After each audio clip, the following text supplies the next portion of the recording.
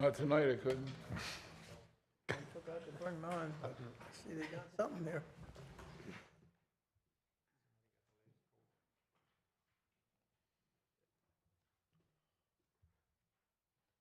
Jim, Andrew, you ready? Yes. Taneytown Planning Commission, please come to order. Please stand for the pledge to the flag.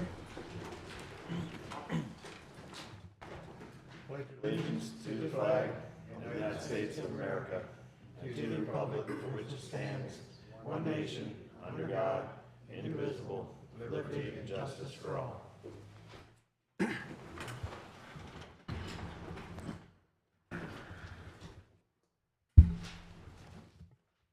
Start out with the consent of the commission here. I'd like to amend the agenda for tonight. You notice on the back, there's an addition to the regular agenda.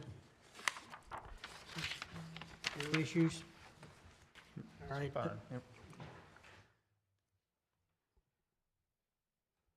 Andrew, would you like to make a comment about the letter that was mailed out? Yes, Mr. Chair.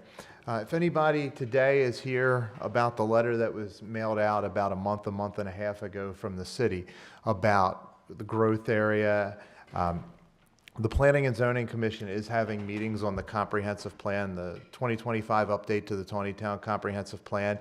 Those meetings are separate from the meeting, the regularly scheduled Planning Commission as what is happening today. So if you are interested in the comp plan meeting from that letter that talked about the growth area and annexation, that is not today's meeting.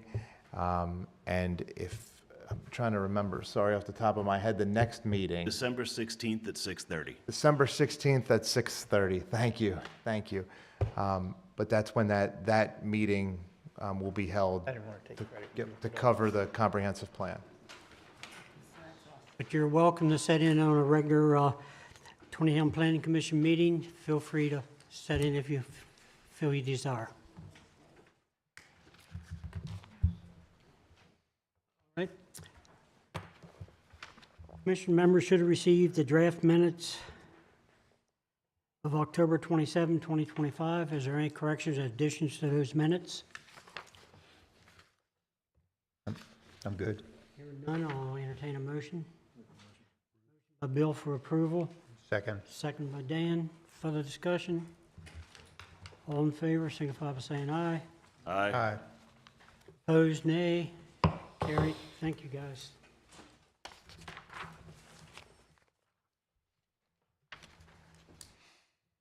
First time on the agenda, delegation action items. Request for preliminary site plan approval for Garnet Ridge. Andrew, would you start us out with that, please? Lead us into that, or Jim? Representatives, please come forward. I can. Okay, since Andrew's kind of come in towards the tail end of this, you guys have seen this off and on for, gosh, probably a couple of years now.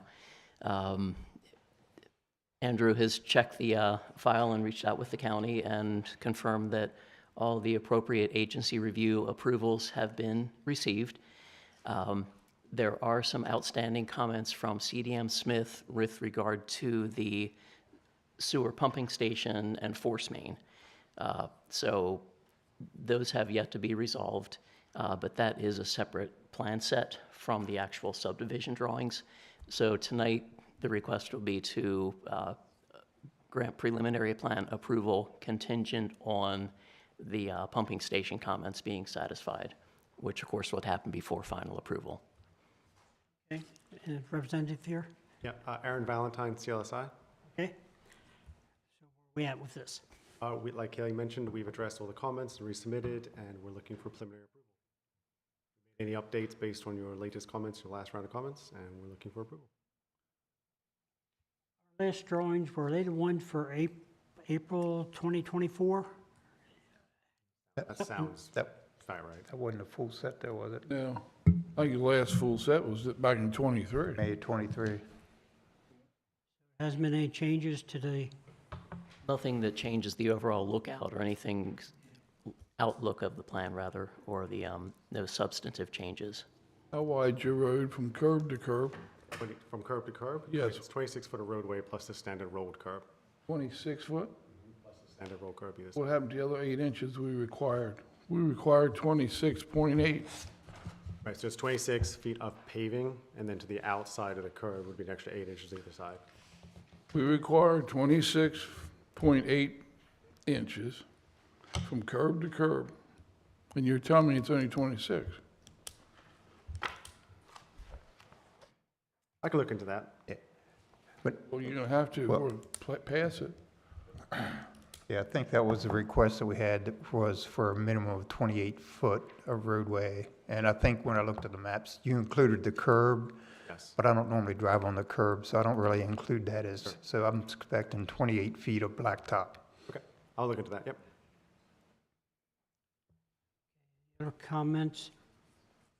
What's your driveway setback from the sidewalk?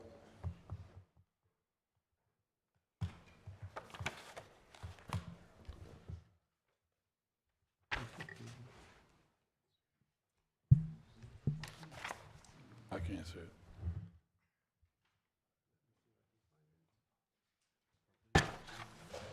I don't have any of that.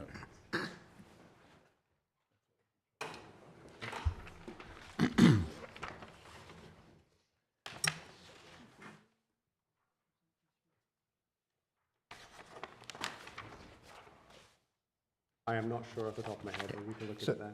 So, sir, one of the other issues that we had was the area between the garage and the road was really not the same width as a normal parking spot, not a 20-foot, so it was Okay, 15 or 16 or something like that. So, and then I guess we're considering parking, you have to have so many parking spots, as you know. Sure, And so yes. in the garage, if you put steps, the garage was so small that if you put steps in there to go into the house or anything like that, you don't have enough space for it. So I question whether there's enough room to even put a car inside there. Okay. And then in front of it, it was too short for a large car. Yeah, a mini car can get in there. So we were just concerned with that, whether that was really adequate parking Understood. in that area. Okay, I can look into that. Because we were concerned about the, coming across the sidewalk. Sidewalk, Yeah. you're right. Taken out too far, okay. Yeah, if you just walk through town, you'll see cars parked across the sidewalk all the time anyway, which then you can't walk on the sidewalk, which is put there so you can be safe, Understood, so. okay, Affects ADA too. right, okay. So do- can we get those addressed before we give a preliminary approval? I can at least give you answers, yes, we'll address those and provide the answers, yes. Wishes of the commission? Yes. Okay, All right, make those updates. all right, and we'll see you next month, or whenever you have any answers. And could we all have drawings to look at before the meeting? Yes, Okay, I'll give you new drawings before the meeting, yes. okay, that'd be nice. Thank Thank you. you. Thank you. Thanks for your time. Thanks.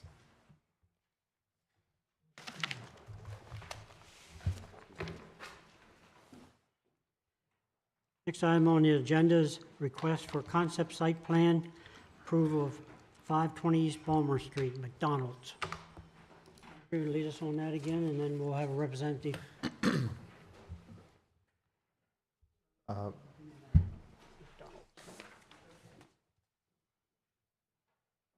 Yeah, I'm ready. All right, thank you, Mr. Chair. Just moving on from last month, it was mentioned since your meeting last month that reaching out to McDonald's to see if there was any other information that they would like to provide. McDonald's mentioned right now they have no additional documents to share. Ahead of the upcoming Planning and Zoning Commission meeting, McDonald's does plan to attend this meeting for concept site plan approval consideration. So city planning staff recommends the Planning Commission take into consideration the October 23rd, 2025 city site plan report, all public comment, and consider concept site plan approval. Thank you, Mr. Chair. Lead off anything, statements? Yes, sir. Good evening, everyone. My name is Johnny Lisco. I'm with Bowler Engineering. I'm here with Lisa Hurstmark, Bowler Engineering as well, Adam Baker, RMG, and Joe Collegero in the back with the traffic group.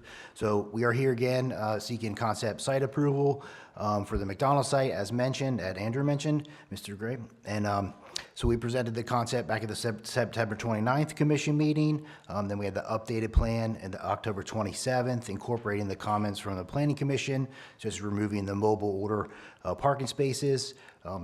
As mentioned, the parking signage variance approved at the board hearing on October 22nd, and then the staff report dated October 4th was discussed somewhat at the last planning commission meeting. Items like lot coverage, building height, building elevation, strip generating comments were addressed and discussed, and we are here, respectfully requesting concept site plan approval at this planning commission meeting. Comments from the commission? Yes, I believe they're going to bring back an update on how many employees you're going to have at the new site. I was told you're going to give us a number on that. We do not have a number to provide. We discussed this with McDonald's, and they let us know that the number can fluctuate based on market conditions, based on customers, based on just general employees coming and going, so they do not have a definite number to provide at this time. I'm not surprised, that's fine. The Board of Appeals gave you approval for your parking request. Forward with that. Does anybody have any comments from the floor in reference to McDonald's?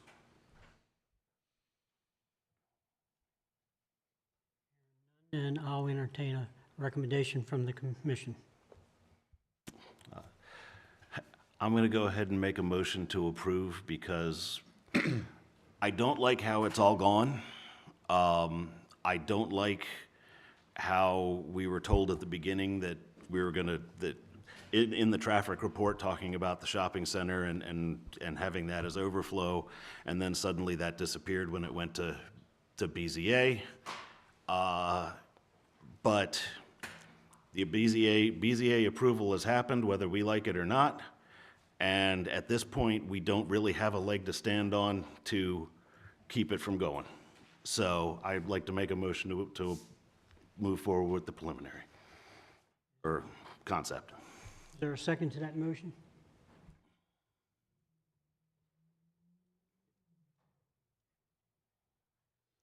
I'll second the motion.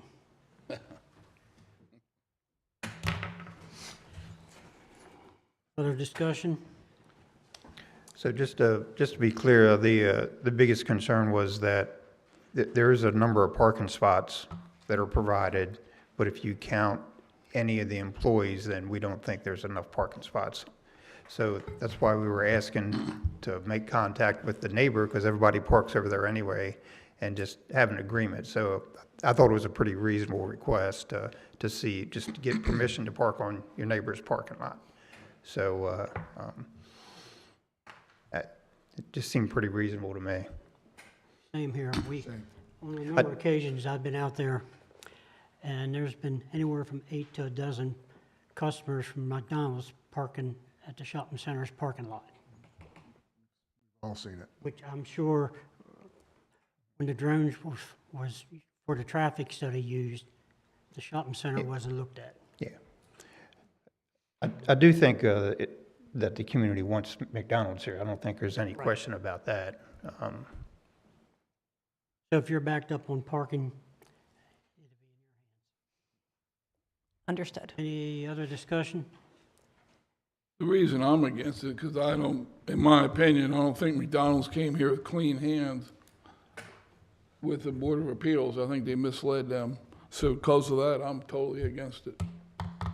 May I just would like to remind that the McDonald's is existing right now. This is an active business that is serving the city.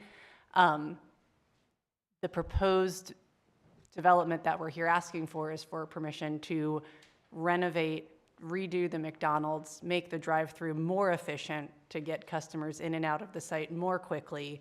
The trends in McDonald's is that fewer people are parking and coming inside, and more people are coming through the drive-through. So we are here asking permission to make the drive-through better serve those customers. So I do just want to remind that the McDonald's is here already, and will continue to be here and will continue to be a business in the city of Taneytown. It's here already, but it's using all of the things that we've talked about that have been disregarded for most of this. So that's what's actually happening does not match the plan of what's going to go on and the plan for what is going on. So that's where the problems are coming in. Putting aside our personal opinions of here, according to what's required. In favor of the motion for approval of concept plan for McDonald's at 520 East Baltimore Street, signify by saying aye. Aye. Aye. Those opposed, nay. Yes. Nay, whatever you want. It's carried. Thank you.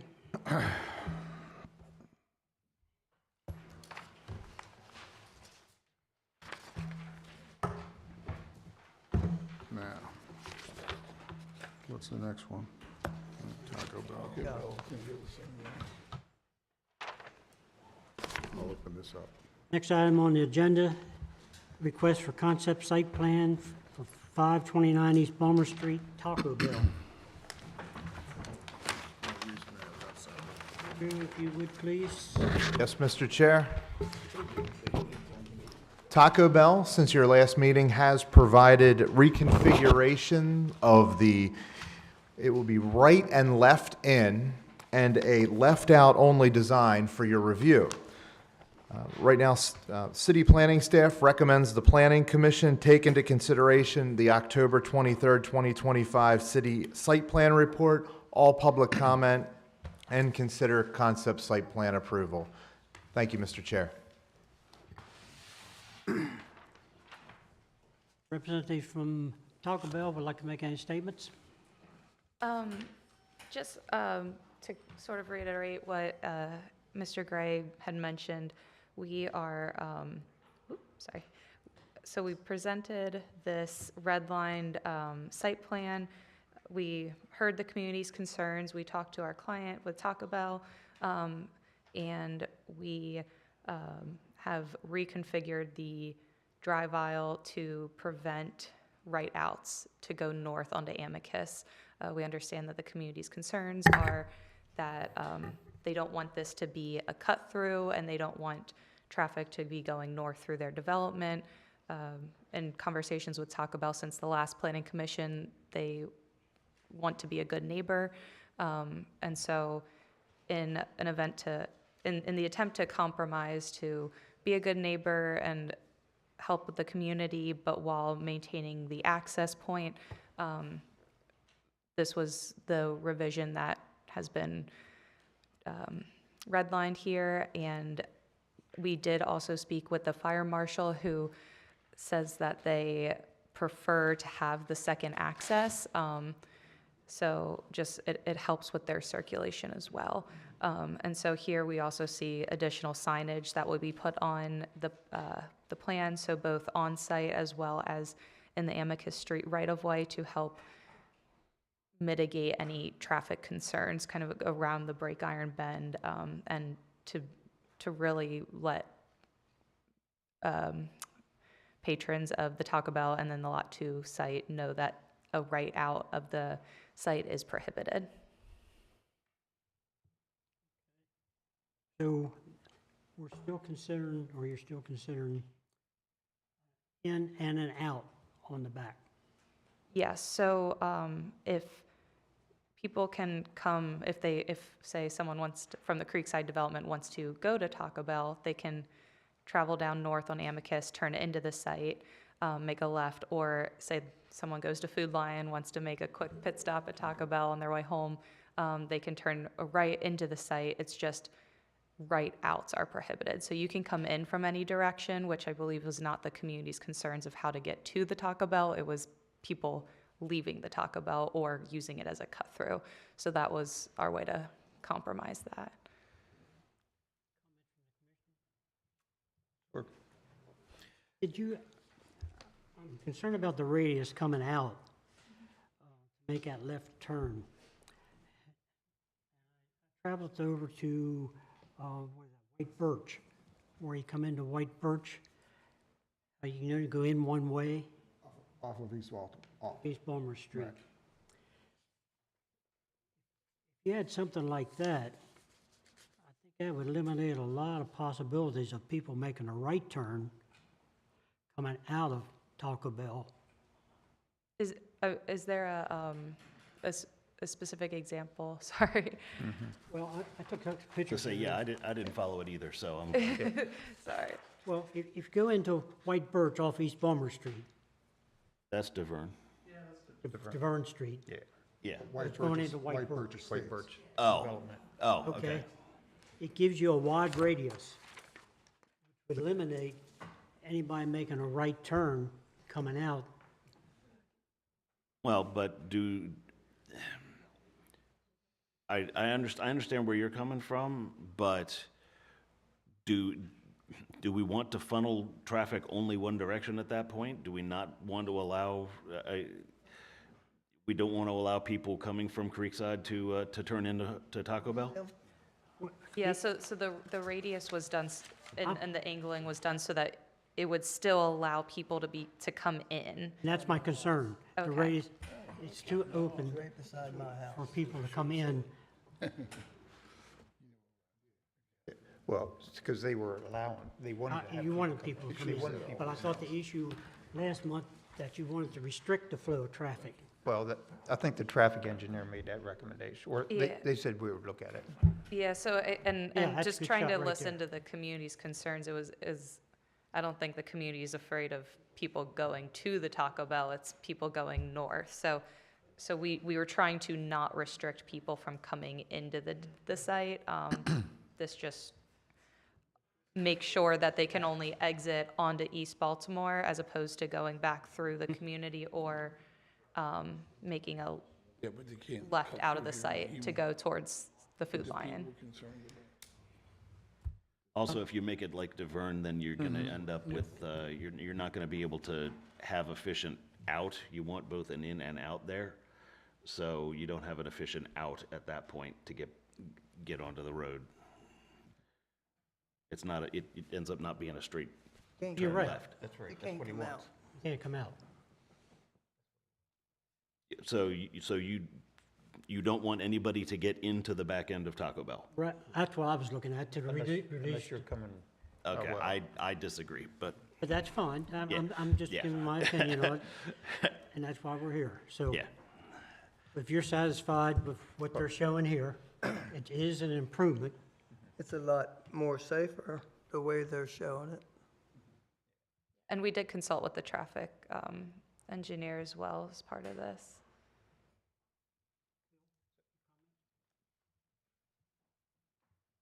There's still potential traffic coming through Creekside.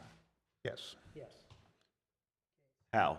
I mean, only to get to at that point. Only if people are illegally making Yeah. a right. That's what I'm trying to eliminate.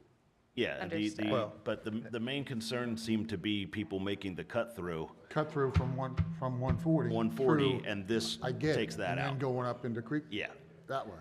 I This get it. also gets rid of anybody else coming to the store, coming to the restaurant and going up through Creekside as well. And with this radius, it also, I know one of the concerns from the community at the last two planning commissions was truck traffic through there. And with this radius, we did truck movements. It's not feasible for a truck to make a right-hand turn and to go up north on the Creekside development. It's not feasible for the delivery trucks, for fire access, for trash trucks. So if they were to exit back on Amicus, they would have no choice but to make a left-hand out and then go back to East Baltimore. So it would eliminate that truck traffic as And the option of a truck traffic through there. They have put a stop sign at CVS now, which is making things safer. I mean, everyone's working with everyone. Yep, Comment? sure. I got a few things. So one, I think the town will benefit by having a Taco Bell here. I think that's a good thing. I understand the traffic going through, and so the town did try to put in the speed bumps, which maybe they could be a little higher, but. Working on it. And they got the stop signs up, so I think that's a lot of good things that happened. The traffic study, I read that really didn't have anything to do with Amicus, so that really didn't help on that problem. I think the no rate turn it's probably about the best thing that we can do if we're going to have this here. As far as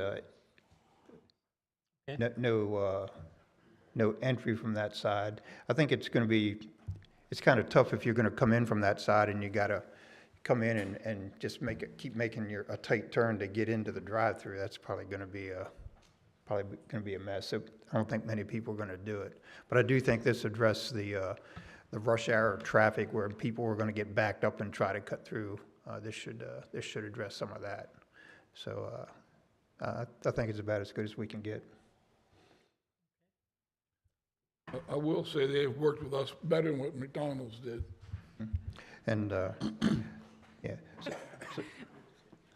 All right. So this is for the concept plan, right? Concept, yes. Yeah. So I want to make sure that when we get to the preliminary plan that we have more details of the buffer that's going to be there and the lighting study. And I know that's part of it, but a lot of times with the buffer plan, they just show you on they draw some circles on a page and say it's going to be a tree. So I wouldn't mind seeing like a better view to see exactly, what that's going to look like and how that's going to protect the neighbor. Yeah, of course. And I know we do have a landscape plan in the works at the moment, gearing up for the next step for the site plan. And so we are fully intending on complying with all planning unit requirements. And so we will be providing and the client has agreed to go above and beyond for what will be able to fit within that 20-foot buffer as well. So he desires to be a good neighbor, so. Right. Yeah. Okay. There was one thing said about the hours of operation. Did we ever, 24. Said 24, one? Yes. Is it you still planning on 24 hours? Yeah, so that's where they start, and then if there's pushback, there's pushback. Right now, I did speak with the client on that as well, and he did say that right now, they are reducing the hours from 7 a.m. to 4 a.m., which I know is still not necessarily what the community will want to hear. They are going to close the dining room at midnight. So the only option would be to go into the vestibule essentially for like a Grubhub pickup or drive-through. So, and that's till 4 a.m. So there won't be any loitering. So the Taco Bell studies that they've done with their locations is, because I know the safety was some of the community's concerns about, attracting the wrong crowds at a certain hour at night, in the morning. And so they find that by closing the dining room, it really cuts all of that out because there's really no place for anyone to kind of hang out.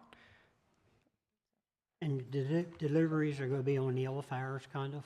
I'm sorry? Deliveries. Deliveries.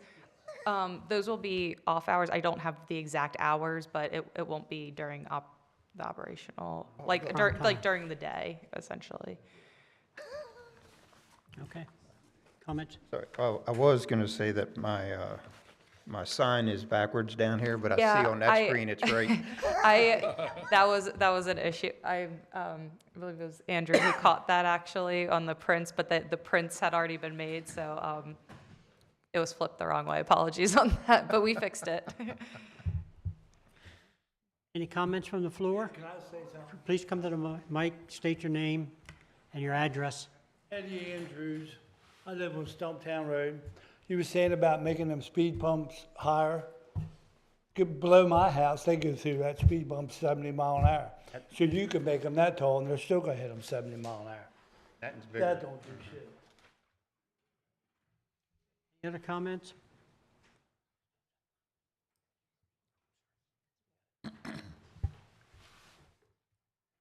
My name is Cassie Lewis, and I reside in Creekside. And first, I'd like to start by saying we really appreciate your prompt response to our concerns that were raised at an earlier meeting when you actually came out and looked at the site. We're very grateful that you took that time and showed that kind of concern.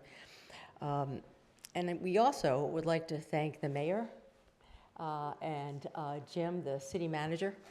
They've been extremely helpful with us. A number of us came in and met, talked with them, and what they did was help us understand the process and help us understand the limits that you have to your authority. And we recognize the position that you as a planning commissioner in between a developer and between the community. It's a challenging position. But we are grateful for your concern and your willingness to listen. It's important to state here that we're not really opposing Taco Bell. I mean, we all like Taco Bell. The kids in the community all like Taco Bell. But what we are concerned about is the impact to the quality of life that we think Taco Bell and the second eatery will have upon where we live. It's specifically, I think the main point of concern is the point where Break Iron, Amicus intersect with the ingress and egress of Taco Bell. I understand the improvements are good. They do improve the situation, but I guess I'm wondering, could we go a little further in addressing some of the community's concerns? When we think about the traffic coming in and out, it's not an ideal situation, and like you said earlier, this may be the best that can be done because it is such a challenging situation here with the traffic coming onto Amicus. We understand that there are planned roads in the future across the Hoffman property, but those improvements to relieve the congestion in Creekside are many, many years away. And we're really concerned with life right now and in the next 20 years.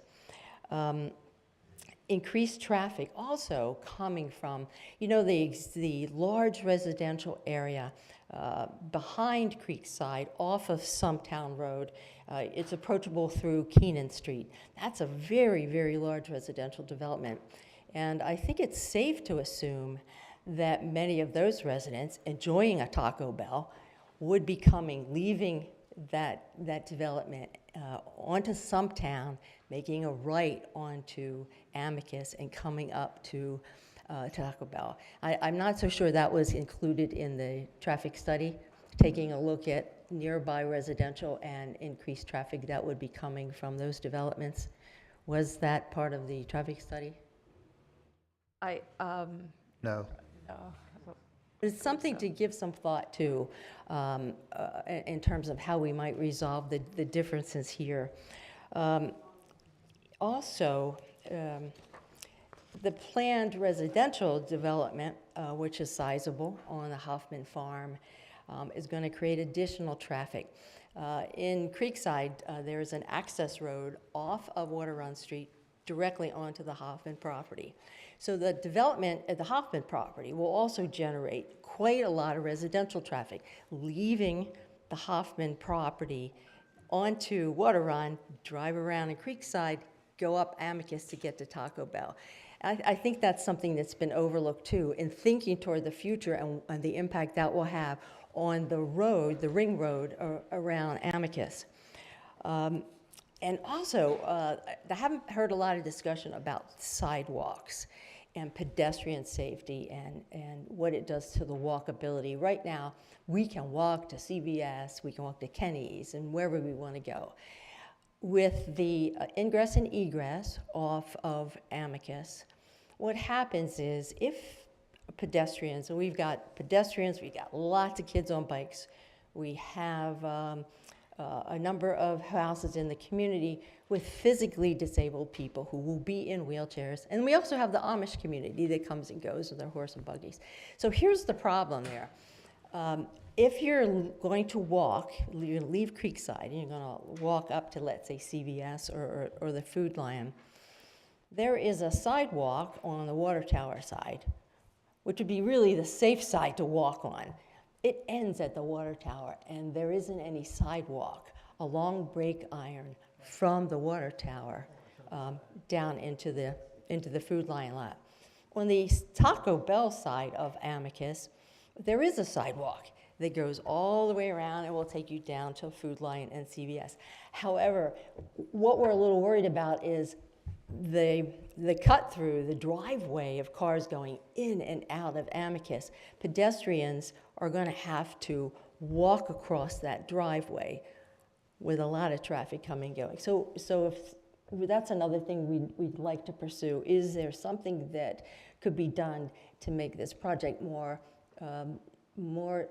safer to pedestrians and kids on bikes? Moving to noise generated by vehicles, there's some concern about, I guess the best term would be peeling out, you know, where a car is stopped and then it zooms out, leaves marks on the street. We are concerned about stuff like that. It's difficult to control, we do realize that, but it's just another factor to consider when you're thinking about the quality of life upon those of us who live in Creekside. The noise generated by trash removal, you know, due to the air brakes, the banging of dumpsters, you know, when you get dumpsters have to be emptied, they're picked up, they're turned upside down, and often they're banged, so it releases all the trash. We're very concerned about particularly the properties that are adjacent to the rear of the eateries where the trash, I'm assuming would be, is that correct, would be stored in the back of the property, up against the houses. Not quite, It's- inside. Yeah, it's about, I'd say 50, 55, 56 feet from the property line, so it's a Yeah. good distance. It's a distance, but I don't know that that distance is enough to mitigate the noise that would be coming from the banging of the trash. And also deliveries that are coming in. You know, deliveries are taken into the building on a ramp with rollers and going up and down and taking things in, taking things out is another, I think, element of noise that I hope we can be conscious of and somehow address, either by timing, you know, when that's done, or I don't know what the other options would be. And the noise aside, I think what we'd like to also think about here is the luminous flux of the nighttime lighting, particularly for the homes, you know, that are adjacent to the property, because that lighting will be high. Yeah, it will be generated, pointed downward, but there will still be ambient light that spreads out, particularly if the place is open for 24 hours, and we're worried about that. And then the last item I wanted to bring up is, you know, the screening. And you did mention they're going to take a hard look at the screening because, you know, there are certain, if it's evergreens, we'd like the developer to take a hard look at what evergreens are durable in this environment, and the life of a evergreen, who replaces the evergreens if they die. So that's the end of my comments. It's our hope. Let me emphasize again, we are not opposed to Taco Bell and the eatery. We like the idea that they are there. You know, it does, their presence enhances the quality of life and provides a lot of jobs for young people. But it's my hope that Creekside, the developer, and Taco Bell can sit at the table together and maybe further explore these concerns that we're raising here tonight to see if there is a way to do it a little better. Thank you. Thank you very much. I'm probably living across from the school. Gary? I have a question, Jim. Why didn't the town continue the sidewalk down past the water tower? Around that corner.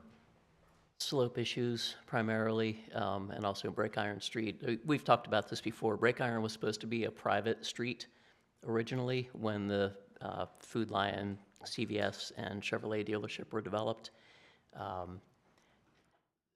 Because the Creekside community couldn't get, the developer for Creekside couldn't get access to Route 140 as was the original plan, the city worked with CVS and Food Lion and Lance Chevrolet to make those streets public so that we would have a public street leading into Creekside.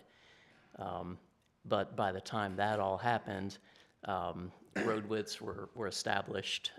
There's a pretty steep slope on the city property where the water tank is, and Creekside didn't own, let's see, I'm trying to think where we ended up. I don't remember exactly where the boundary is on the Baltimore Street side, but that sidewalk that we've talked about previously that goes out from Amicus out to Route 140, the Creekside developer was required to put that in He put it in along the with the wrong place, I sidewalk, believe, yes. along with the sidewalk in front of those two properties to connect to what was then existing down by CVS. So it was, I guess, technically, infeasible to put the sidewalk on the slope by the water tank and continue it around that way.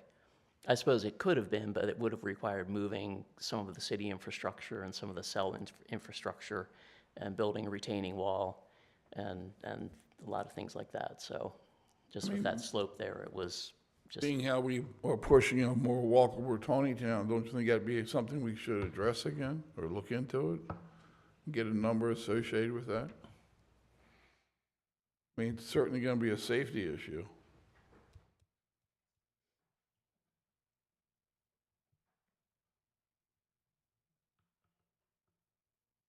I don't want to commit to anything as far as putting a sidewalk in that water tower property.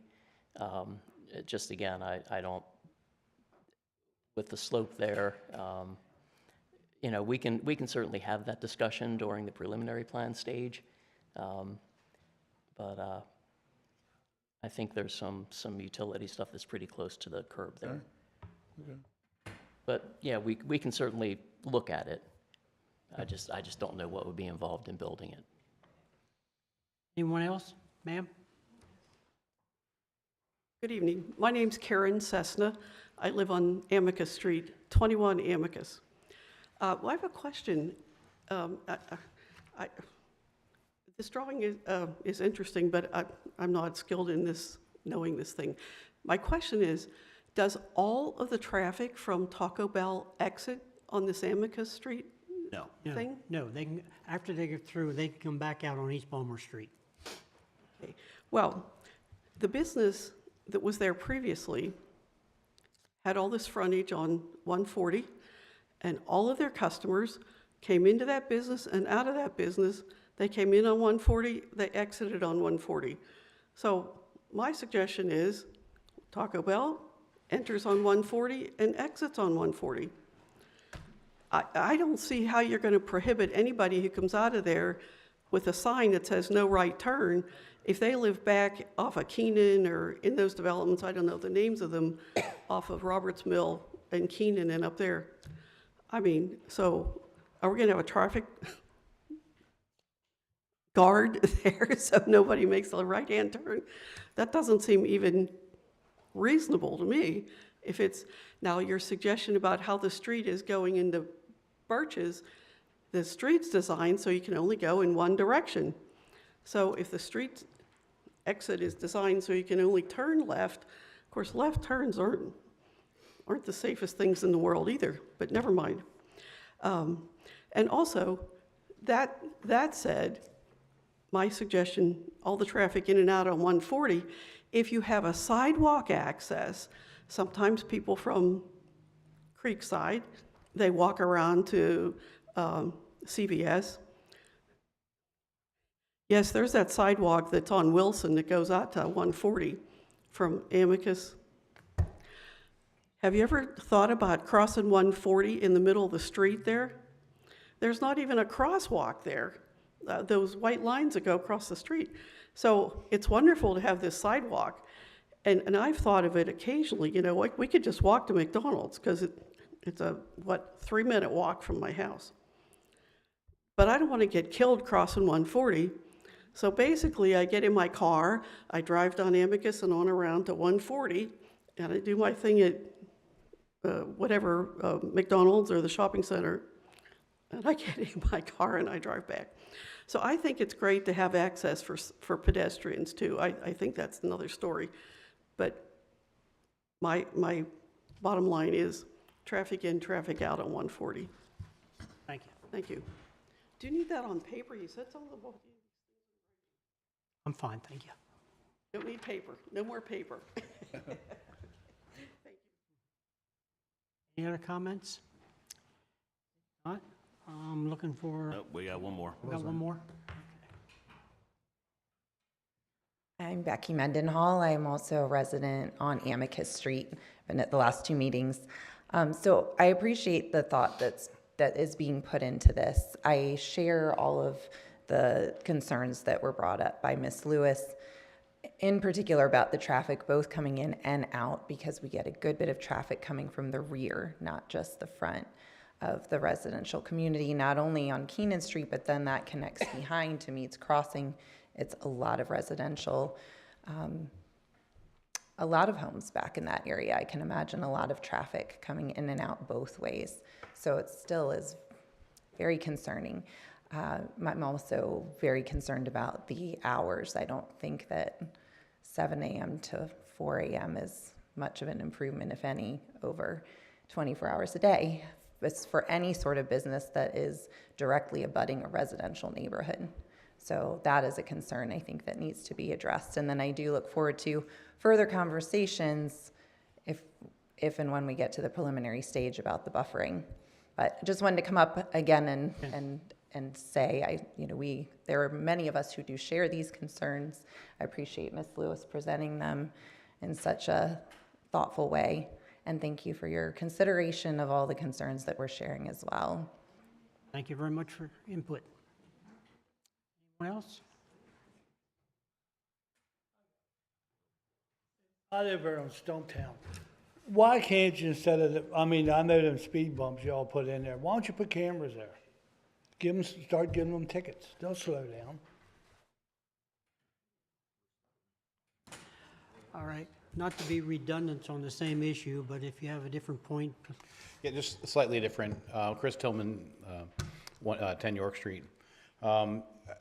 I appreciate what they're trying to accomplish with the change in the geometry, but doesn't quite go far enough to continue to allow the left turn movement from Amicus into the Taco Bell lot. Perpetuates the shortcut in that direction. Shortcuts operate both ways. So prohibiting the right turn out stops the shortcut going from 140 down Amicus to Stumptown, but it doesn't stop the shortcut coming in the other direction. So I think that it's a fallacy to assume that stopping it in the one direction would not stop it in the other. The other thing is that unless the geometry is severe enough to physically prevent the right turn out of the Taco Bell, you simply aren't going to stop it. People who are going to make that right turn aren't going to pay any attention to the signs. Thank you. Anyone else? If not, I'm looking for a motion. I'll be the bad guy again. Motion to approve the concept site plan. Second to that? Second by Bill.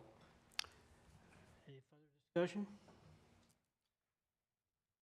All those in favor of concept site plan approval for 529 East Balmer Street, Taco Bell, signify by saying aye.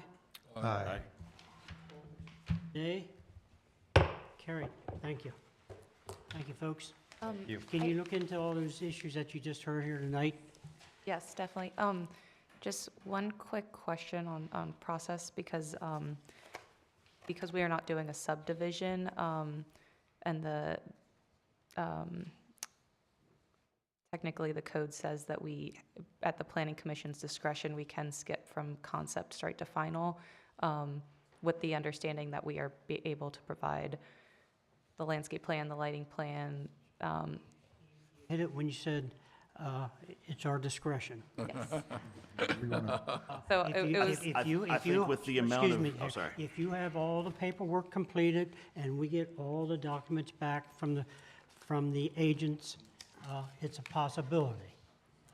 But there again, it's our discretion at that time. okay, I thought I would ask if it would make a difference in the package that we're preparing for the submission.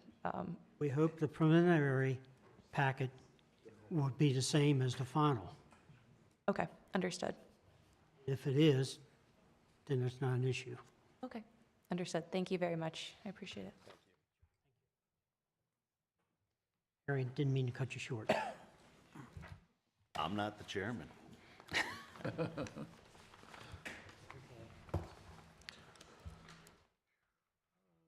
Ordinance and agreement for review. Amendment to restricted industrial. Talked about that. Do you want to lead us on that again? Yes, sir. Thank you, Mr. Chair. This ordinance was originally brought to the mayor and council on October 27th. They voted to recommend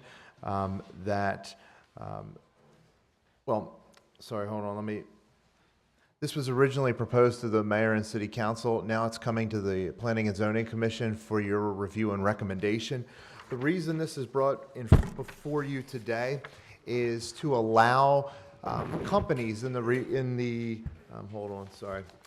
restricted industrial district to be able to have some type of commercial uses on site. So, for instance, if a larger company wanted to have,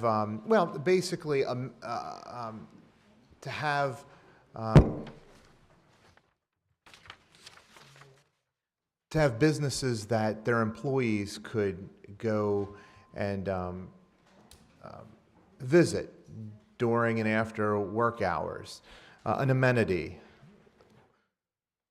When this was put together, under subsection, the use permitted under subsection 20522B14, it was added the following combined retail and service uses not to exceed 25% of the total lot area. This would also, 25% of the total lot area also includes on those uses that would be a special exception conditional use. These uses were added, uses that may be the most beneficial to companies in the restricted industrial district. And then with mentioning the special exception uses under C, those as well with city staff thought would be the most beneficial for those larger businesses, industrial businesses in the restricted industrial districts. So that's why it's limited to the reason it's limited to 25% is so you don't have theoretically let's say 100-acre property, and if you had 100%, well, the city wants industrial land, so you don't want commercial uses to really take up a lot of that area. So keeping it at 25%, so the predominant use there would still be the restricted or an industrial use. And also just to point out, for setbacks, permitted uses in 20522B14 shall have a 25-foot rear and side yard setback, and those special exception uses under 20522C4 shall require a 50-foot rear and side yard setback. And then also there is an amendment to the 20584, which is daycare centers in the city code, and that is basically to add restricted industrial zone with the shall be permitted and to remove downtown business district. That is all I have, Mr. Chair. If you have any questions, please let me know. Under the, I guess it's B, permitted use.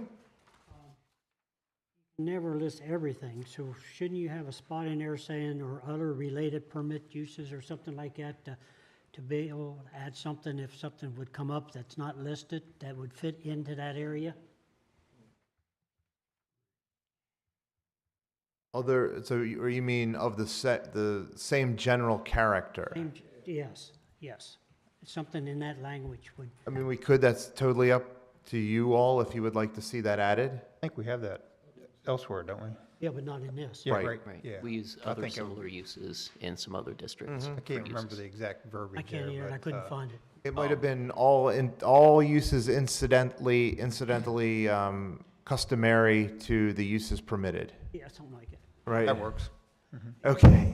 You just Well, want our but- comments for this, Yeah. right? But my question, though, is, do we want to give that big of a loophole? Because that's the stuff that's an automatic. Do we want to give that big of a loophole, or if somebody comes up with something creative, do we want them coming in front of us so that we know what's going on? You have the option. You would have the option. It if would becomes- still come in front of us, wouldn't it? Pardon me? Would it still come in front of us? Yes. So you still have the option. Don't have to allow it. Well, It's allowed, I- it can come in front of us. right. No, well, not, if it's allowed, it wouldn't be an issue.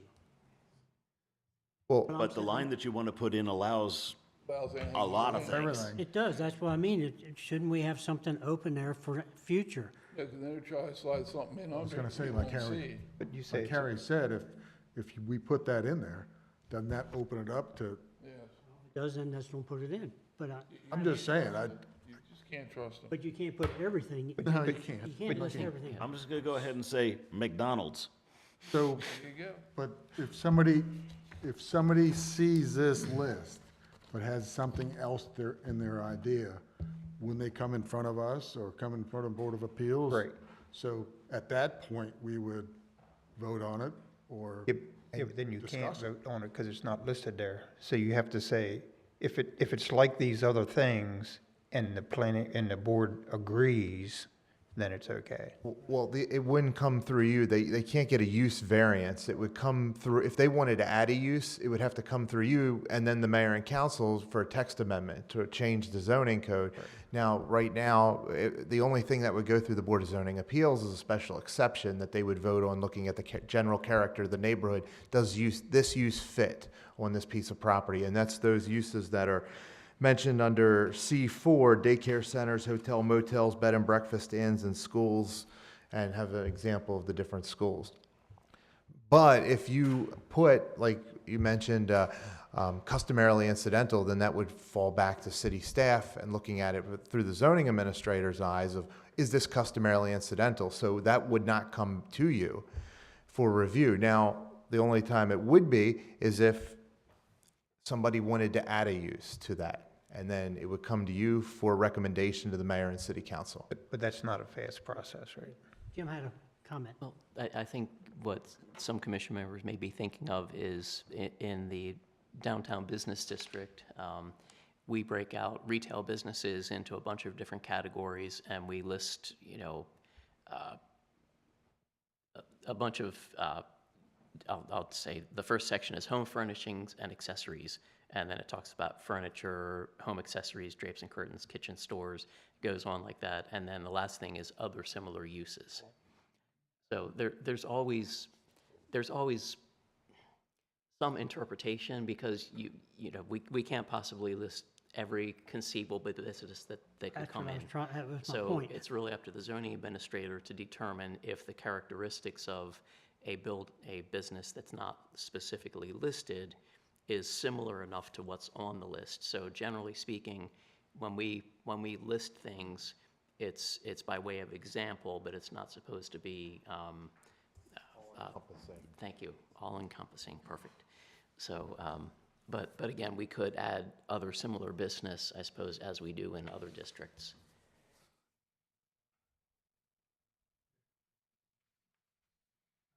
My other thing was, under 4, I didn't understand when you say bed and breakfast end.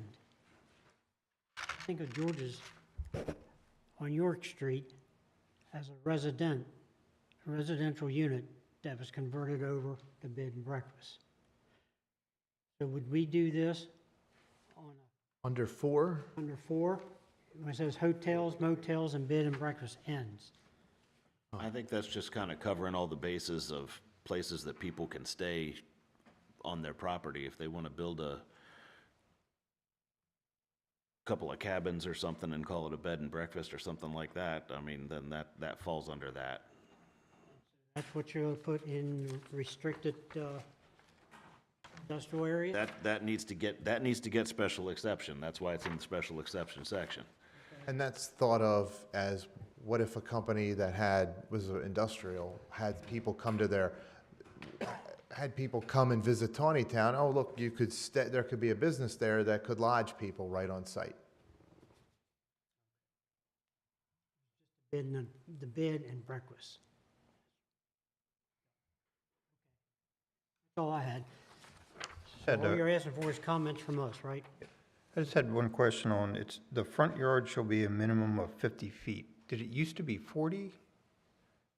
It wouldn't be the front yard, it would, I think, you're looking at the. D3? That's not changing. Yep, that's on line 103, that's staying the same, that's current law. Okay. I thought, so how often does the online version get updated? Because that's what I was looking at online, and I thought it said, maybe I was making a mistake there, but, I don't remember any 40 feet. okay, I'll look it up. Then again, I went by the manual, the book, not online, so. And Jim, please correct me if I'm.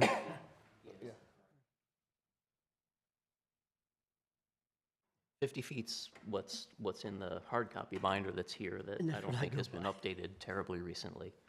And correct me if I'm wrong, though, but from my past experiences at another municipality is that the code is codified a couple times a year, and if anybody would like to see what new laws are put in place, there's a special section, I don't want to say special exception, special section in the code, the online code website, that you can see what was codified in the code recently. Okay, yep. So my only other question was, how fast does the online version get updated? And that may be a couple times a year, several times a year. I'm not 100% sure when E-code updates. We've been trying to get things sent to general code quickly upon passage. I can't speak to the turnaround time as to how quickly it gets updated online, though.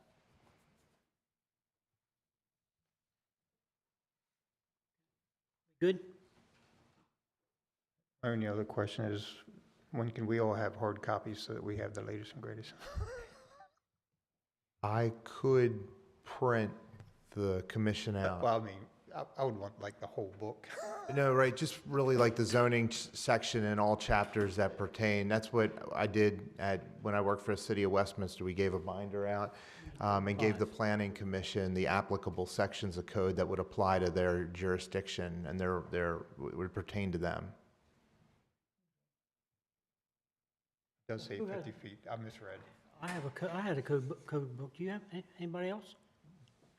Actually, we had to we turn them moved back away in, weren't from- we? We were supposed to turn them back in, weren't we? We moved away from the hard copy code. And that's why nobody else has them anymore, because nobody turned them back in. And we also found that when board, commission, and council members that had the hard copy codes did move on and turn them back in, we found that they had not been kept current. Right. And we ended up basically having to just get rid of them rather than try to go through page by page and figure out what was not updated. And so we moved to primarily it all being electronic, because that way the updates, they are made fairly quickly. I can't speak to like how, if general code takes 2 weeks to turn it around and update it, I can find that out if they have I'd be happy with 2 weeks. a time standard, but. So I was just curious, yeah. But I prefer electronic as opposed to the book. Years ago, we waited and we kind of bundled code changes and sent them, maybe quarterly, because there is a cost associated with updating it. But knowing that more and more people are using that resource online, we've been trying to turn things into general code, right after they're passed, and we have the signed copies of the ordinances to provide to general code, who's our publisher. And if I may add to what Jim mentioned, with literally updating the code, it's a little bit of an art form. You have to take the book apart, remove the pages, make sure the pages don't get out of order. Specifically, take the ones out, then add them, and then when you have the online version is all you have known, you go into search, type in a word, it pops up for you, and then even if you want to refine it on the page, Control F on your computer, and you can find any word in that code pretty darn quickly. All right, I guess we're good on that one. Is there a consensus to add the other similar businesses at the end of the section? Like to see it. I'm good. I'm good. Majority of this is good. Okay, we'll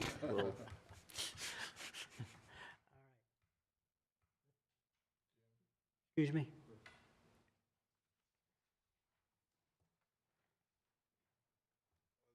Chris Tillman, I just have a quick question, because something that I heard, and I wasn't sure that it fully registered, and I want to make sure I was hearing it correctly. Did I hear you say that daycare centers would now be an allowed use in the downtown business district? Not downtown business district. In the restricted Industrial. I just wanted to make sure what I heard, because it didn't quite sound right. And just a quick comment on your question about the bed and breakfast inns. Again, as long as it's a special exception, we have no issue with that. What I would encourage the commission to look into is the Airbnb and the use. I know that there are several Airbnbs in town, and I don't know, and I know where some of them are, and they certainly wouldn't be compliant with the zoning in their locations. And so I encourage the commission and the zoning administrator to look into that, please. All right, we good now this time? Yep. All right. Oh, sorry, if I may, so I apologize. So with adding other similar businesses at the end, would that that's just for uses permitted, right? Yes. Okay, and you have no other comments besides that for the mayor and council? No. Nope. No, Okay. I'm all good. Thank you.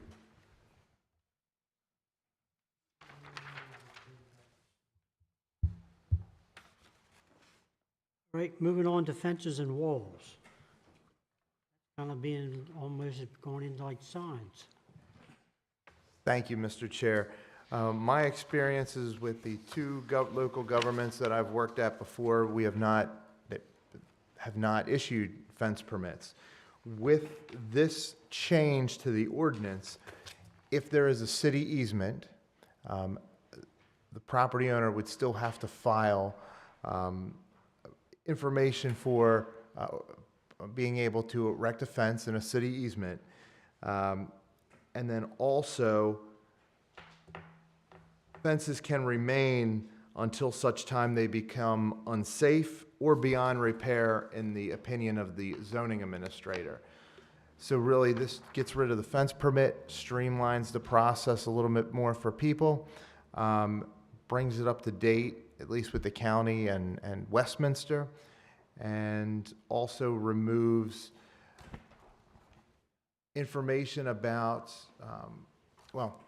if property ownership changes. But really, it's to get rid of the fence permit, and that is all I have. That was my first question on here. Where does it say I need to get a permit? So I don't need to get a permit to put a fence up anymore? Correct. Now, if you have a easement, you would have to have a notice of, what were we calling it? If you don't cross the easement, you don't. That's only for an easement though, right? Correct. Yeah. Yes. For a typical residential house, once you put a fence up, they need to get a permit. No, they don't. No. Not anymore. Not if this is approved. If they want to put the fence in an area with an easement, they need to get permission to use the easement area, but otherwise, they don't need an actual permit for the fence. Now we're gonna have them right all the way up to the curb, all the way up against the sidewalk or the street without a drawing coming before you for a permit? Yeah. Yeah, how do they know?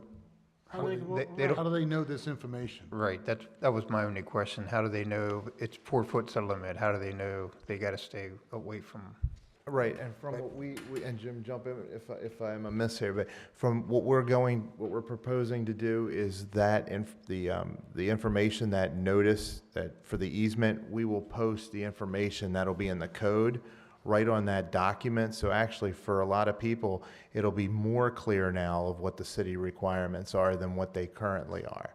I mean, granted, yes, they have to get a permit, and it wouldn't be approved by the zoning administrator if they didn't meet the requirements, but now in that document that they sign, they verify that that fence meets the requirements.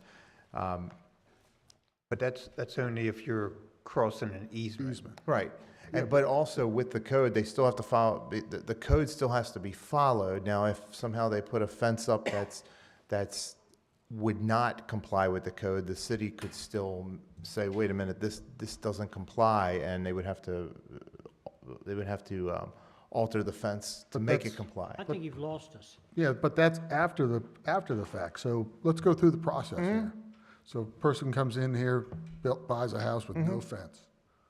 They don't have to call the city or the zoning administrator to make sure what the guidelines are? I'm asking. Right. I'm looking at the logic, because what you just said, if they put the fence up over the weekend, whatever, and it's up against the sidewalk, they don't know the guidelines, so then we're gonna go back out, you're gonna tell them, or the city's gonna tell them, well, you're gonna have to have it back at a certain setback. Wouldn't it be more beneficial to still have someone be contacting the city before that happens? I'm throwing that. I'm concerned about that. I understand reducing the administrative requirements. No, I but- get that. I totally get it, but there's still, you know what's gonna happen. Sure, yeah, I'm gonna put a 10-foot high fence in my backyard. It's not gonna cross any easement, and then, Yeah, I'm I not would, gonna. I would think if they would call into the city and say, look, and I'm thinking of putting a fence up, we should have a printed page. Here's the guidelines. And as long as they go by that, I'm okay with that, because then we'll have something to fall back on as a city. Yeah, I was gonna say, and I mean, this could be extrapolated out to a lot of things. Yeah. Do I want, I want to build a garage. I didn't know I needed a permit. I just put it up with my buddies over the weekend. Or I wanted to put in a 20 by 20 shed. I know that's a touchy subject for a lot of people in town. As we all agree that the easement part, I agree, that's not a problem. It's the other process of, as everybody wants a privacy fence or a 4-foot fence or whatever, there still should be some paperwork or something that they have to contact the city. Should be a permit required to put a fence Something, up. just something, because we're gonna have a problem. I What see it. about with the homeowners association, all that stuff? Why are we not holding the people accountable for knowing the rules?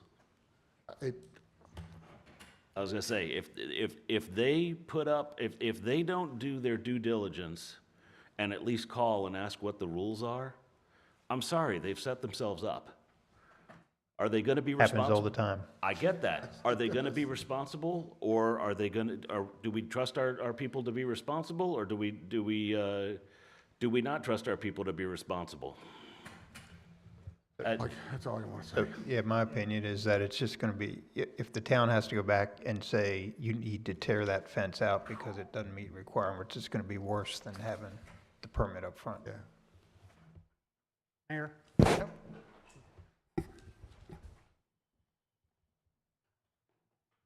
So just to speak on it briefly, Chris Miller, 107 Trevanian Road. No matter whether we have the permit or not, if they don't read the code to know that they have a permit and they put up a fence, they're just gonna put up a fence. So the permit's actually irrelevant in regards to this, because again, if they're not looking to see what the requirements are to begin with, they're not gonna know the requirement to get a permit. So in theory, they're gonna put up a fence regardless of whether they've looked at it or not. This essentially takes away the staff time of approving fences that we don't even have the mechanisms to fully even look at. For instance, sightline distance and stuff like that. We charge $10 for a permit currently. So the other option for the city is to raise those permit fees. A lot of municipalities don't do permits for fences specifically because of all that entails for those permits, and it's us signing off that fence is safe, properly constructed, et cetera, or at least meets our code. Again, it's less of a liability on the city's end, It's less convoluted for the residents, and again, it goes back to what our code originally is kind of a complaint-driven basis. If someone notices someone putting up a 20-foot fence, I'm going to tell you they're probably going to be in my inbox saying there's a 20-foot fence going up. And again, that's kind of how we do code enforcement here, is a complaint-driven basis. So this, I think, is more in line with that vision. And again, really when it comes down to it is if they're not looking at the rules, they're not going to really need a permit to begin with. If they call the city asking what we need for a fence, they could tell them you don't need a permit, but there's a set of rules in the code that you still got to do. And again, if we tell them that, they have been made aware that there's a code that they need to follow. And that's all I'm looking for. That's my belief. Yeah, The permit is a piece of paper, $10.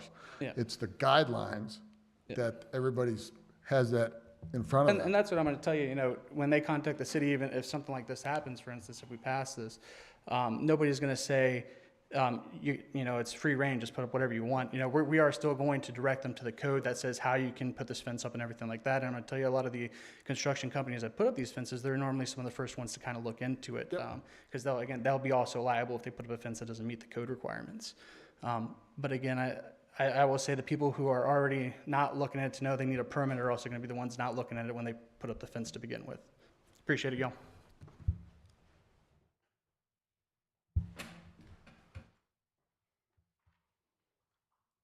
Anybody have anything else? I got one more. On E, all fences, walls must have a minimum clearance. What is the minimum clearance? Is that spelled out somewhere?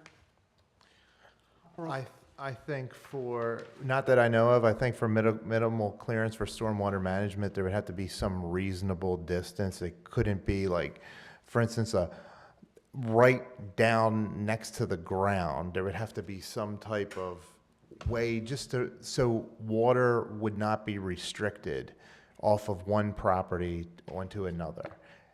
And I think that would, it would be a reasonable distance from the ground. I bet you ours vary too. What you think is reasonable is not what I think. Exactly. Right. But I'm not a stormwater engineer. There's someone's going to make that decision, right? Right. All right. And isn't F and H the same thing?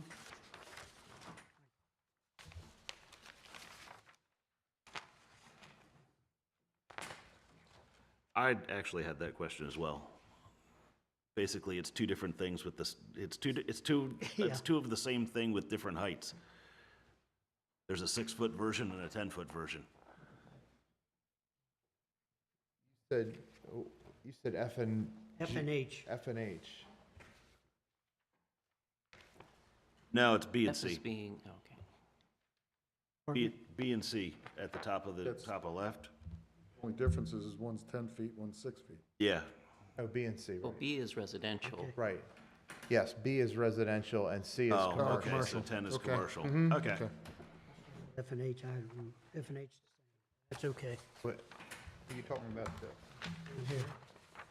F and H.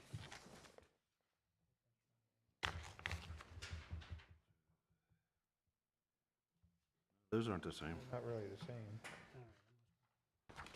Okay. All right, we're good. Okay. Any comments? We're good. I think I'm good. Yep. All right. Andrew, you want to go ahead and give your zoning report? Yes, Mr. Chair, thank you. Let me just pull it up here. All right. So for this month's report, The meeting has apparently gone on too long. The tree has shut off. oh, Good night, everybody. one of the, besides looking at and working with the people that were before you today on their site plan, we're also reviewing site plan for another business that may be coming before you next month. Also, for plan amendments, the Taneytown Shopping Center amended landscape plan, which I mentioned last month, provided comments, and they are having their designer finalize the plans for new plantings. That's the one, Mr. Chair, we spoke about up by Kenny's Market. Text amendments, we were putting together the text amendments for fencing. That was before you today. Comprehensive plan, reviewed the draft plan, provided comments that I sent to all of you last Thursday. And if you do not have any questions or comments for those, for my comments, I will send that to the consultant tomorrow. Also, zoning code violations. We're good. Yes, go ahead. Okay, awesome. Thank you. Zoning code violations, we've been sending out letters and looking to see if compliance has been obtained on several different properties. Also, and I don't want to step on any toes from the county, but the spring 2025 water and sewer amendment was approved by Maryland Department of the Environment. That included 3300 Harney Road and updating to the table 32 for a calculation error and total demand. Actually, that came to you when I was working for the county and sat right there and presented to you. So that was approved by Maryland Department of the Environment. Also, a draft of the water resources element was sent from the county to the state on November 12th for their review. And I have, to conclude with, a letter from the county that I will provide to you, and there is a website as well. So let me, sorry, I got a ton of papers here. There we go. This is the information from the county for the water resources element.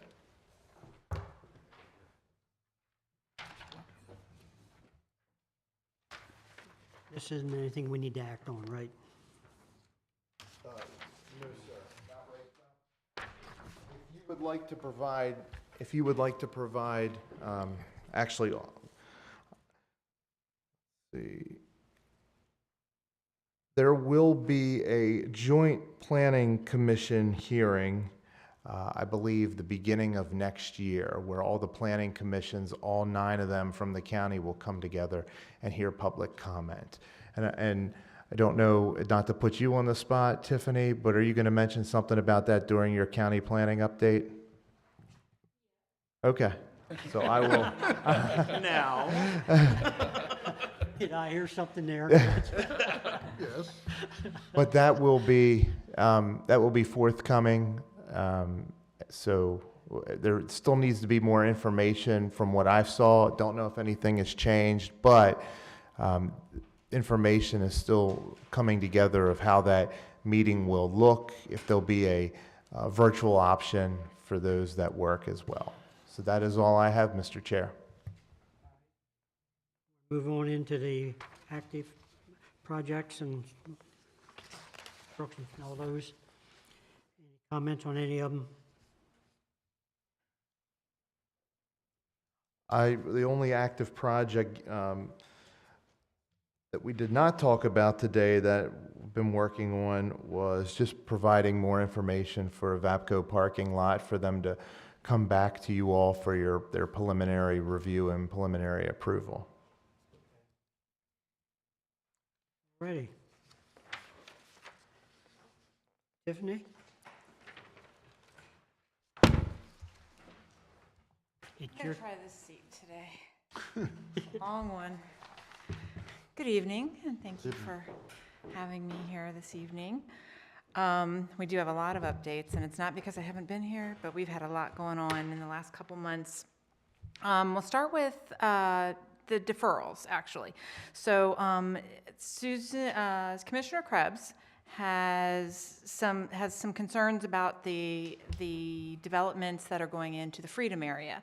So there is a public hearing that is being scheduled to have a deferral on all processing or reviewing of any developments in the currently in the pipeline or coming in the future for retirement villages and retirement homes. That's a 6-month deferral.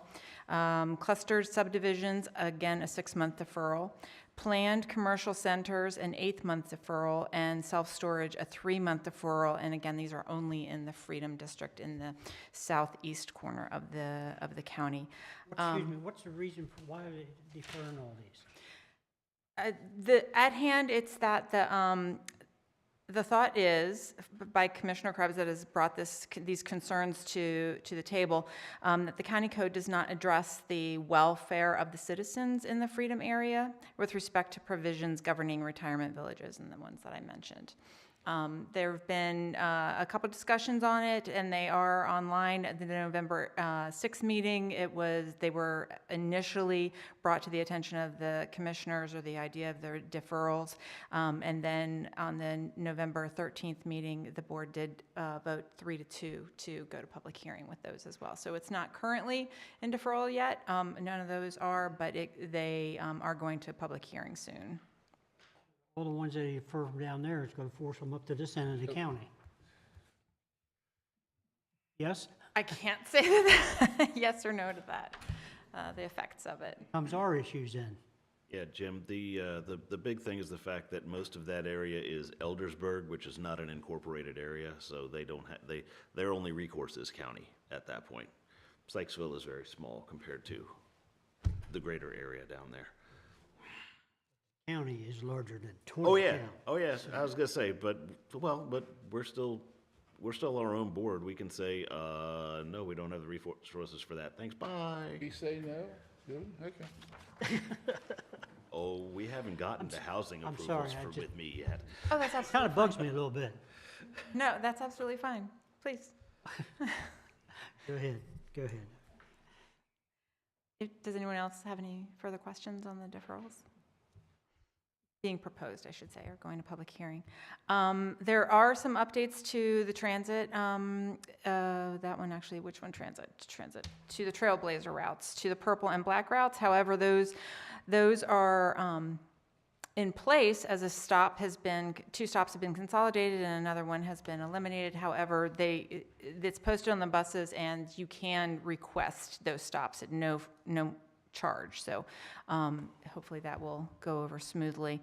If you'd like to get planning updates, please sign up at Carroll Connect. Also, there are other things that you can sign up for, but information and updates on anything planning related, master plan related, you can sign up and get updates there.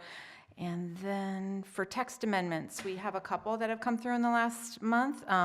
There is the solar has been approved to have, and I think the city is already aware of this too. Changes reflect the state requirements for solar, so our code now has that. Energy storage devices with the front meter and solar energy generating systems up to 5 megawatts or less are now permitted uses in all districts. And then the solar energy generating systems greater than 5 megawatts are now permitted uses in Ag, I-1, and I-2. And we do have a solar project on the north side of 140, just literally touching the boundary outside Taneytown on the west side. So that's how that is happening. And it just came through TRC this month too. Okay. And we had no comments on that because now that it is in our code, it's consistent with our comp plan. And then we have there was another change to county code, the amendment for use of off-the-premise signs. Right now, our code is looking at that, so billboards in general. There's a consolidation proposal that's come through where if you have 2 or more billboards, essentially, on one property or on adjacent properties owned by the same owner, that you would be able to consolidate the square footage into one larger billboard, possibly electronic or otherwise. So that's going to be coming probably to the Planning Commission in the middle of December for presentation and further discussion on that. And then the master plan updates. The master plan work groups for housing, economy, and ag were presented to the Planning Commission on November 5th. There have been several Board of County Commissioners work sessions that have come through in the last month on cluster developments, DRRAs, and age-restricted housing. Those are online if you'd want to see those work sessions being discussed. And then the water resource element that Andrew has already mentioned. So for that one, it's the our Department of Planning and Land Management will actually accept public comment on behalf of all 9 planning commissions concurrent to the state review period. And those dates, if you don't have them already, November 15th began the open review period, and you have copies of how you can view that. And then on January 14th, tentatively, there'll be a public information meeting, and then January 15th, a 60-day review period closes, and then February 4th, tentatively, the Planning Commission's public hearing is set for that. And more information can be found on our website as well for that. And I'm sure Andrew can forward links to all the stuff available online. And he already covered the water sewer, thank you, in much better detail, much more detail than I would have covered. So thank you. Does anyone have any questions about anything? Yes. About it. Do you have someone down there appointed to reviewing the drawings that we see for ADA purposes? Yes, permits. They're usually missing looks a at lot of that. things. I mean, I just called something here on Taco Bell and called it to her attention a couple weeks, a couple months ago, and they changed it. But I'm seeing in all our developments, ADA non-compliant. I don't usually see or typically see the permits, like what they have approved or not approved, but if the letter comes through, the city should see the letters, so I don't know if it's been approved or not. Well, if it wasn't ADA compliant, I would assume the county wouldn't approve it, give Well, they approval. have been for years since I've been on here, because I've been catching them. So I'm just curious what's going on. Okay. Questions? All right, thank you very much. Under old business, Taneytown Community Comp Plan 2025 update. Last meeting we had last week was a very good meeting. A lot of things was clarified. Comments on that? I hope it all gets into the comprehensive plan. Since That's what you asked that's, about? that's kind of been an issue, so I hope it all gets into the comprehensive plan. And I'll send, as you mentioned, I'll send my comments tomorrow to the consultant that you all saw last week, were provided last week. Are we set to get, I thought we had like a close to final, except that it was missing a bunch of stuff, so are we set to get a final that's actually a final at some point, or what are we looking at? We're still missing quite a few chapters yet, right? Land use and, From my recollection, land use is Did we cover that? included. Yes. Yeah, we've hit about our all growth of them area, and growth individually. area and all that stuff. The growth area, municipal growth is in there. Now, we're having well, I guess I should say the letter that was sent out, I think the commission planned on January having people from the growth area come and discuss their comments and concerns about wanting to be in or not be in the growth area for the city. Well, we kind of told people December 16th tonight, so maybe we need to try and publicize that as much as possible. I think, certainly if people show up on the 16th, we certainly, We can hear still whatever address it, comments right. they may have. Exactly. But the next big, I guess, we're going to get another hard copy rewritten. With the Right here, right? corrections, with the updates. Yeah, with the updates, yeah. That's my understanding. Else on, And we owe them something for the fire company. all right. Amended part for tonight, discussion on outdoor sales and parking requirements. And with this comment, just a project came in to the city, and just trying to get the planning commission's thoughts on when you look at when looking at a project, let's say, just to make up numbers, you have a building that's 50,000 square feet. Let's say there's, for,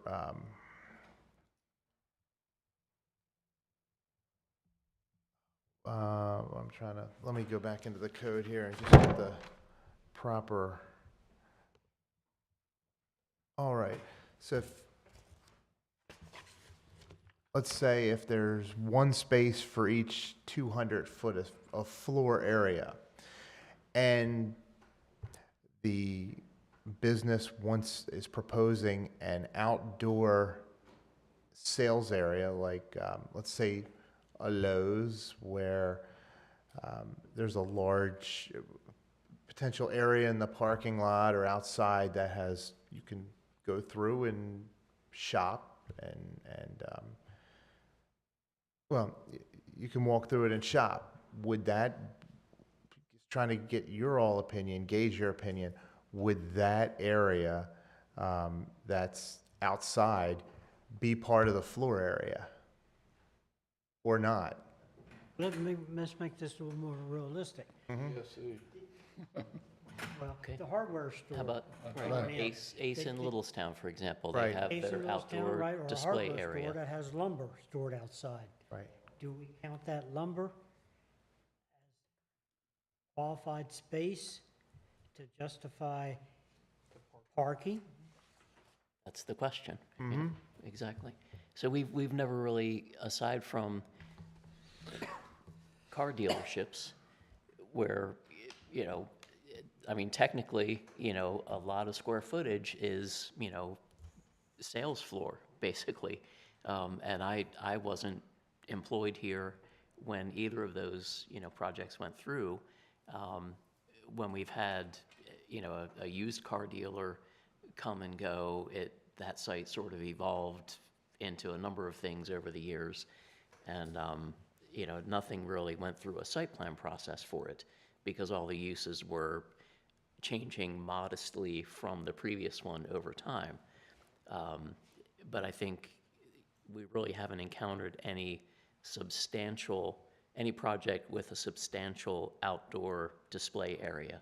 Certainly, you know, convenience stores tend to put stuff out front. I mean, even when the Sheetz store was downtown and when the ordinance said everything had to be done within a building in the downtown business district, they always had windshield washer fluid and things like that stacked up out front, propane, you know, cylinders and so on.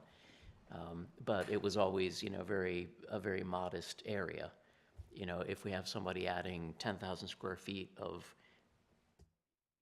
display area outdoors, should that be factored in? Should it have the same ratio, a different ratio of, you know, parking spots per square foot? We've just never really run into it, and our code doesn't specify. Like we need some research into the other municipalities and stuff, see what they're doing. I mean, this kind of applies to a grocery store too. Flowers and everything else outside on the sidewalk, is that part of it? Ice machine. And I think some of that stuff I would say is incidental to the use. Right. But when we start getting into a substantial amount of square footage, Right, hardware store. Well, because you know, if, I think it's beyond, you know, displays that might be considered customary and incidental to the business. Sure. I would be interested in what, say, Westminster does with Lowe's and Depot, because those are outdoor areas that are, the main areas are not parking lot that they're taking up with stuff. That is a designated outdoor floor area. So I'd like to see what they say for that sort of thing. I think there's a difference between, say, an outdoor garden center that's designed to be a garden center versus here's our shed showroom that's taken up 20 spaces of our lot. If I may, things may have changed since I was there, but if you contact the city, and I can talk to the Director Depot tomorrow, but my experience there is if you want to do that, you're going to have to come in and do a simplified site plan. And that would be a site plan that's submitted for review, not to county agencies, but it would have to demonstrate that parking would not be impacted. Well, but how do you calculate parking spaces based off of that square footage? Is it the same calculation? That's one of the things I have to clarify, but nobody right there except for, well, nobody in the planning department there would have been there for, those are Home Depot. I would just have to ask for what would the zoning administrator's interpretation be if that were to happen. Yeah, I'd like to get an idea, because they already have those properties that have that sort of thing. Now, again, we're looking at kind of two different things here, where, and actually Lowe's and Home Depot exhibit both of them, where they have a dedicated garden space that's outdoor that I think should count as sales floor space, if it was up to me. But then you've got the temporary mulch tunnel that they set up on a chunk of their parking lot, which makes me question if there is some form of a temporary use of your parking lot that takes up space, and do you still have enough spaces without that? Like if you're planning to run the mulch trench, I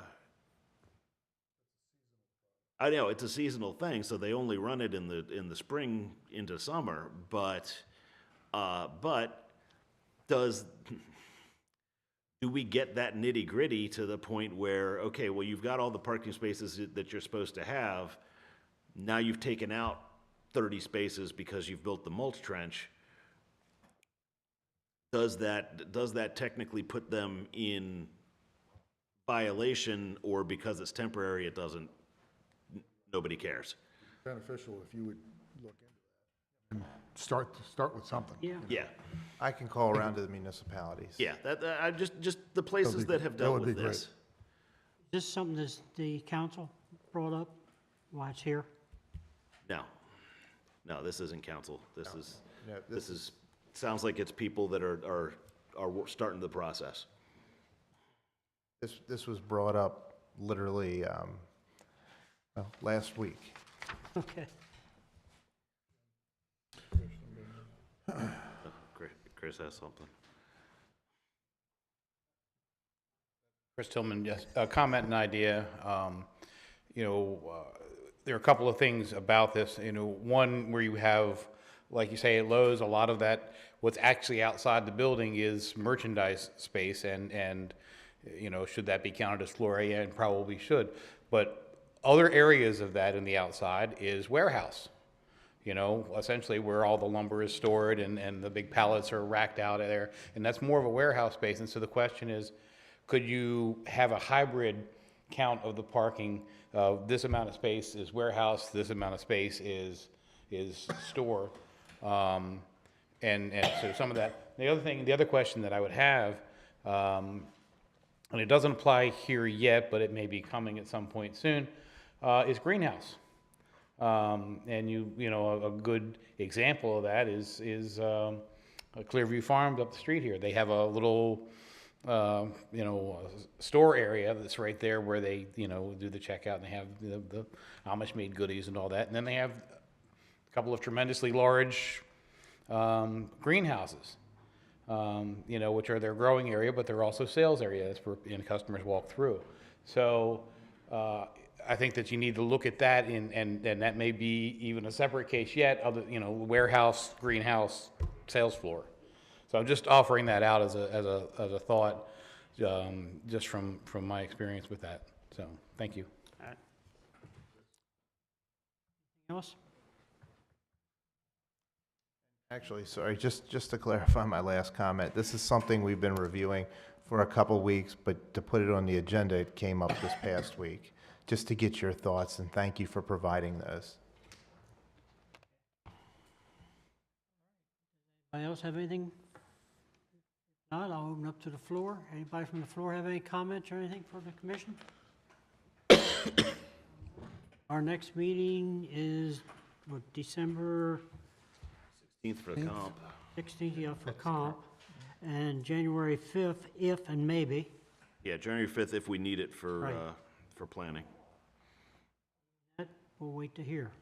I'll entertain a motion for adjournment. Make a motion. Bill? Second. Second by Dan. Further discussion? All those in favor of motion adjournment, signify by saying aye. Aye. Opposed, nay. Thank you. No, I'd like to stay here a little longer.